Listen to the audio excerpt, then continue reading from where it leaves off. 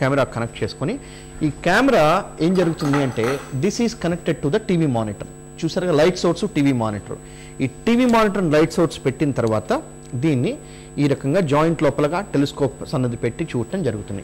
అది పెట్టిన తర్వాత జాయింట్ లోపల ఇలాగా చూడటం జరుగుతుంది. అంటే దీన్ని ఆర్థ్రోస్కోపీ, సర్జన్స్ ఫింగర్ అంటారు. దీని ద్వారా ఇంకొక చిన్న హోల్ పెట్టి దాన్ని చూసారు కదా ఇప్పుడు టెలిస్కోప్ ద్వారా చూసుకుంటూ ఇది క్వశ్చన్ అండి, క్వశ్చన్ ఎక్కడైనా దెబ్బతిందా లేదా ఇదంతా కూడా కీ హోల్ ద్వారానే చూస్తున్నాం మనం. దాని తర్వాత ఇది యాంటర్ క్రూషియేట్ లిగమెంట్ అండి. ఫ్రంట్ భాగంలో ఉన్న లిగమెంట్ చూసారు కదా, ఇది ఈ పర్టికులర్ మోడల్. ఇది అంటే థై బోన్ నుంచి లెగ్ బోన్ వరకు ఉన్న యాంటర్ క్రూషియేట్ లిగమెంట్. వేరాస్ ఇది వెనకాలకు వచ్చేటప్పటికి చూసారు కదా, దీన్ని పక్క జరిపితే ఆ వెనకాల ఎక్స్ షేప్లో ఉన్నది వెనకాల చూసారు కదా, అది పోస్టర్ క్రూషియేట్ లిగమెంట్. అది పోస్టర్ క్రూషియేట్ లిగమెంట్. ఈ యాంటర్ క్రూషియేట్ లిగమెంట్ తెగిపోతే ఇక చూసారు ఇందులో నార్మల్గా ఉంది. వేరాస్ ఈ మోడల్లో ఇది తెగిందనుకోండి అంటే ఈ భాగం నుంచి ఈ భాగం వరకు మనం లిగమెంట్ పెట్టడం జరుగుతుంది. అది ఆర్టిఫిషియల్ మెథడ్స్లో. ఆ తర్వాత బయటకు వచ్చి కుషన్ని బయట ఉన్న కుషన్ చూడటం జరుగుతుంది.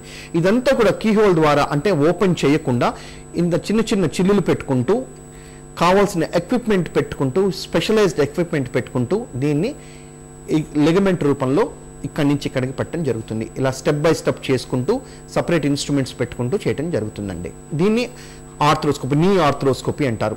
ఈ ఆర్థ్రోస్కోపీలో వచ్చిన ప్రధానమైన ఉపయోగాలు ఏంటి అంటే ఎప్పుడైతే జాయింట్ మొత్తం ఓపెన్ చేయకుండా కీహోల్ ద్వారా చేస్తామో ఇది డే కేర్ సర్జరీ. అంటే ఉదాహరణకి ఒక మెనిస్కస్ ప్రాబ్లం ఉన్న పేషెంట్ కనుక మార్నింగ్ వచ్చి హాస్పిటల్ అడ్మిట్ అవుతే ఆపరేషన్ అయినా 1 గంట 2 గంటల తర్వాత నుంచి నడిపించడం మొదలు పెడతామండి. ఆ రోజు సాయంత్రం పేషెంట్ నడుచుకుంటూ వెళ్ళిపోవచ్చు.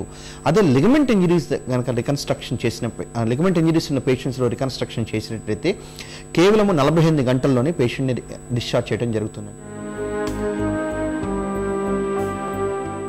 ఎముకలు, కీళ్లు, లిగమెంట్ల సమస్యల్ని నివారించడంలో కూడా ముందు జాగ్రత్తలు తప్పనిసరి.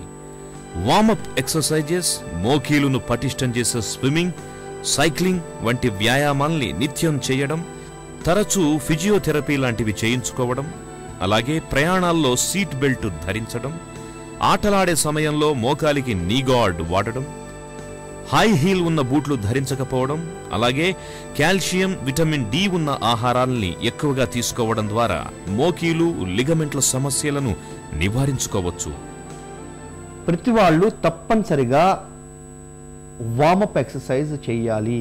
గేమ్కు వెళ్ళక ముందు కనీసం 1 పావు గంట సేపు వార్మప్ ఎక్సర్సైజ్ చేయాలి.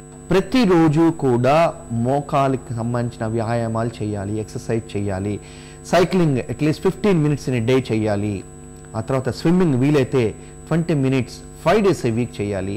ఈ రకమైన రెగ్యులర్ ఫిజికల్ ఎక్సర్సైజెస్ ద్వారా కండరాలు గట్టిపరుచుకున్నప్పుడు ఆటోమేటిక్గా చిన్న చిన్న ఇంజరీస్ కావచ్చు, లేకపోతే అన్ఎక్స్పెక్టెడ్ ఇంజరీస్కి వీటిల్లో లిగమెంట్స్ దెబ్బతినకుండా ఈ కండరాలు ఏవైతే డెవలప్ అయినాయో అవి తప్పనిసరిగా కాపాడతాయండి.